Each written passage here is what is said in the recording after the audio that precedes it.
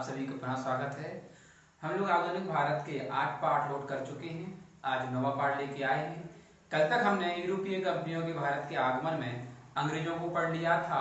अंग्रेजों का कुछ पार्ट हमारा शेष था। आइए वहीं से कंटिन्यू करते हैं। हम लोग अंग्रेज पढ़ रहे थे दोस्तों। हमने यहाँ तक पढ़ लिया था कि 1687 में अंग्रेजों ने अपना मुख्यालय सूरत से बंबई शिफ्ट कर दिया था। उसके बाद दोस्तों 1690 में इब्राहिम खान जो बंगाल का सूबेदार था, उसने अंग्रेजों को बंगाल आमंत्रित किया था। और उस समय मुगल बादशाह भारत के जो थे वो थे औरंगजेब, आप सभी जानते हैं। 1690 में ही बंगाल में जॉब चार्नोक ने फैक्ट्री लगाई और बंगाल में स्थान था सूतानती। और दोस्तों 1696 में ऐसी सूतानती बंगाल की फैक्ट्री पर किलाबंदी शुरू कर दी गई थी। इसके बाद दोस्तों 1696 में मुगलों का शहजादा अजीमुस्खान बहादुर शाह प्रथम के दोस्तों 4 पुत्र थे। उन 4 पुत्रों में से एक पुत्र था उसका अजीमुस्खान ने 3 गांव कंपनी को दे दिए, ईस्ट इंडिया कंपनी को।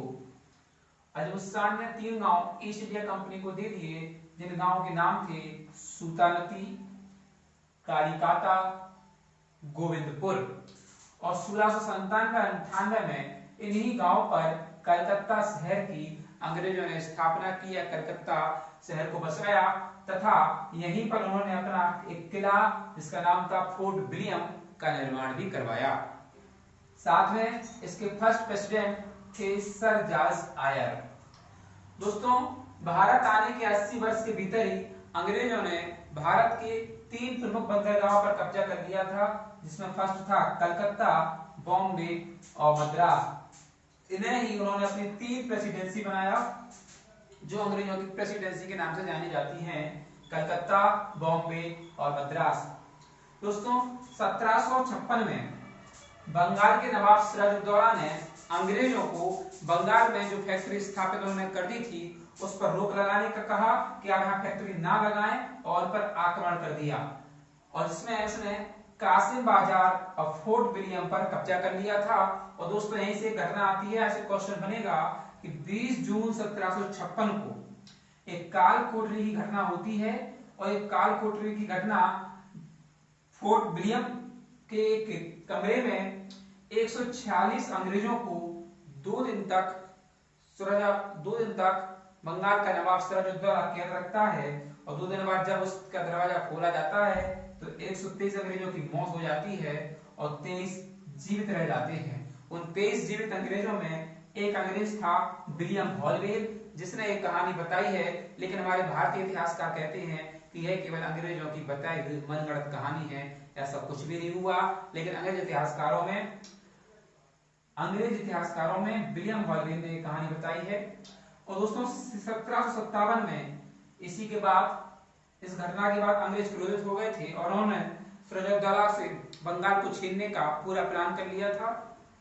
तो 1757 में एक प्लासी का युद्ध लड़ा गया। ये प्लासी का युद्ध बंगाल के नवाब सिराजुद्दौला और बंगाल के फर्स्ट गवर्नर रॉबर्ट क्लाइव के बीच हुआ।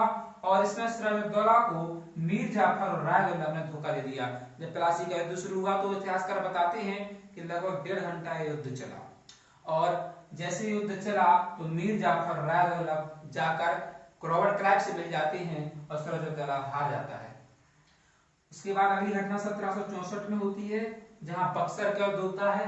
तो अंग्रेजों का नेतृत्व करने वाले थे वो थे हेक्टर मुनरो। और भारत से बंगाल का नवाब मीर कासिम, अवध का नवाब शुजाउद्दौला और मुगल शासक शाह आलम, तीनों की सेना एक साथ हेक्टर मुनरो से लड़ती हैं, अंग्रेजों से लड़ती हैं, दोनों ने नहीं हरा पाती हैं। अंग्रेज इन तीनों सेनाओं को हरा देते हैं और बिहार, बंगाल, उड़ीसा पर अधिकार कर लेते हैं। इसी बीच एक संधि होती है जिसे हम 1765 की इलाहाबाद की संधि कहते हैं, जो रॉबर्ट क्लाइव और शाह आलम और शुजाउद्दौला के बीच हुआ करती है। इसमें उन्होंने बिहार, बंगाल और उड़ीसा पर पूर्ण अधिकार कर लिया, यानी ये तीनों ही भारत के विस्तृत क्षेत्र अब अंग्रेजों के कब्जे में चले गए थे। इसके बाद 1765 से 72 तक अंग्रेजों द्वारा द्वैध शासन चलाया गया। ये द्वैध शासन दोस्तों लगभग 7 साल तक भारत में चलता है और इसी पीरियड को भारत की लूट कहा जाता है। साथ में इसी समय धन का बहिर्गमन हुआ था, यानी भारत से एक बहुत ज्यादा मात्रा में धन इंग्लैंड जाता है और इंग्लैंड से एक टाइप का लोन बन के वापस आता था।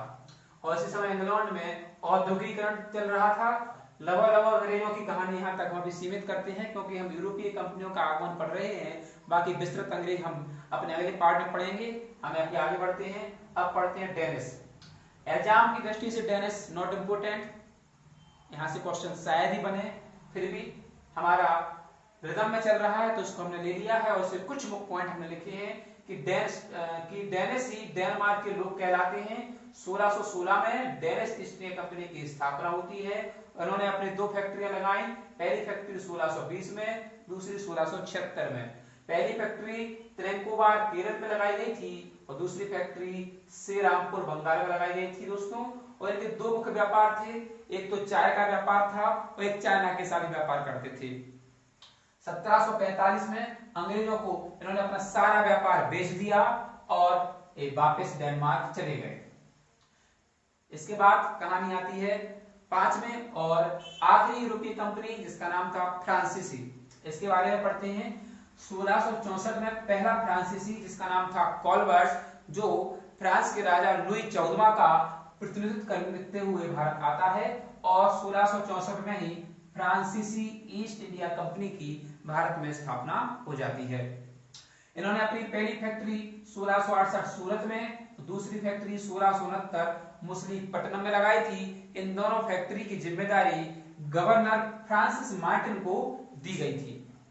1672 में ही फ्रांसिस मार्टिन ने शेरखान लोदी पर अटैक करके पुदुचेरी का जीत लिया। दोस्तों, आज का पुडुचेरी उस समय का पुदुचेरी था। 1674 में पुदुचेरी गांव की किलाबंदी की गई और उधर ही फोर्ट लुई का निर्माण भी करवाया गया। याद रहे दोस्तों, फ्रांसिस मार्टिन ने अपनी राजधानी भी पुदुचेरी को बनाया था। 1690-92 में इन्होंने चंदनगर बंगाल में भी अपनी एक फैक्ट्री लगाई। और 1693 में दोस्तों घटना घटती है जब डच द्वारा फ्रांसीसियों पर अटैक कर दिया जाता है और पुदुचेरी छीन लिया जाता है। अब पुदुचेरी पर डचों का कब्जा हो जाता है, जो लगभग 5 साल तक चला। लेकिन उसके पश्चात 1697 में रिजविक की एक संधि होती है, पुदुचेरी फ्रांसीसियों को वापस मिल जाता है। इसके आगे की घटना हम अपने अगले पार्ट में आपको बताएंगे, इसलिए ऐसे पार्ट देखते रहिए और हमें मनोबल बढ़ाने के लिए कमेंट करते रहिए। इस वीडियो को लाइक करिए, शेयर करिए और हमारे चैनल को सब्सक्राइब करिए। Thank you very much.